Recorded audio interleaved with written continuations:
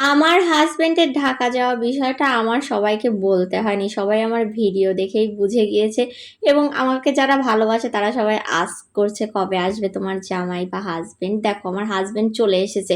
But সাথে করে এত নোংরা কাপড়-চোপড় নিয়ে এসেছে।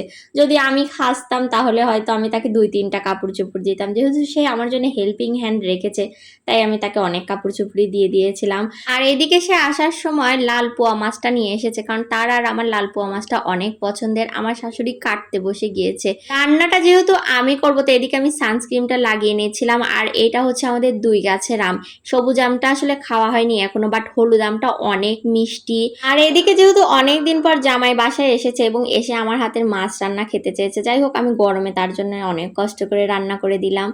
পোয়া মাছটা পাবনাতে কিন্তু খুব একটা পাওয়া যায় না, পেলেও হঠাতে, বাট এত বড় সাইজ তো পাওয়াই যাবে না।